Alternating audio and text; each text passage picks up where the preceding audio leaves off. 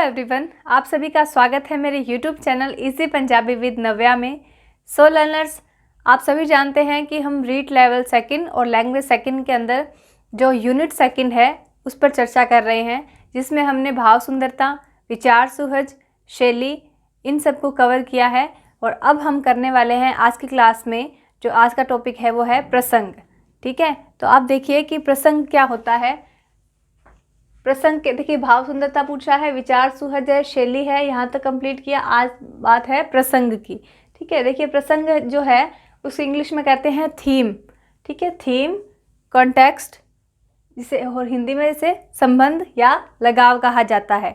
ठीक है, थीम का नाम आते ही आप समझ ही गए होंगे। ठीक है, प्रसंग आप सभी जानते हैं। देखिए पढ़ते हैं, जदों कोई विषय वस्तु विचार वटांदरे ਲਈ ਤਿਆਰ ਕੀਤੀ ਜਾਂਦੀ है ਤਾਂ ਪਹਿਲਾਂ ਉਸ ਨੂੰ ਵਿਸਥਾਰ ਨਾਲ ਸਮਝਾਇਆ ਜਾਂਦਾ है। इस सूक्ष्म व्याख्या ਨੂੰ ही प्रसंग कहा जाता है।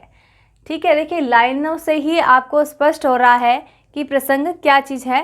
ठीक है, जब कोई विषय वस्तु यानी विचार वटांदरे ਲਈ तैयार की जाती है। जब कोई टीचर आपको लेसन पढ़ाता है तो सबसे पहले उसका जो ब्रीफ इंट्रोडक्शन है वो आपको दिया जाता है, ताकि जब आप लेसन पढ़े तो उससे पहले की जो जानकारी है, ऊपर की जो जानकारी है आपको ध्यान में रहे और आप लेसन को बहुत अच्छे से उसकी विषय वस्तु समझकर पढ़ने और अच्छे तरीके से उसे पढ़ सके।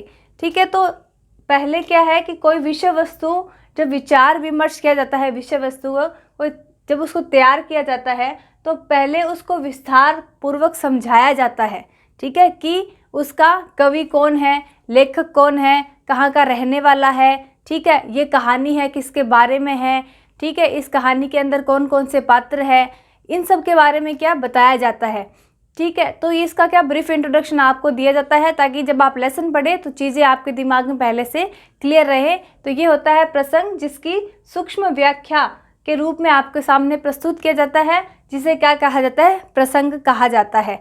ठीक है, दोबारा से देखिए कि जदों कोई विषय वस्तु विचार वटांदरे यानी विचार विमर्श के लिए विचार वटांदरे ਲਈ ਤਿਆਰ ਕੀਤੀ ਜਾਂਦੀ है ਤਾਂ ਪਹਿਲਾਂ ਉਸ ਨੂੰ विस्तार नाल, ठीक है, पहले ही डिटेल से आपको जानकारी है वो दी जाती है, विस्तार नाल समझाया जाता है। इस सूक्ष्म व्याख्या ਨੂੰ प्रसंग कहा जाता है।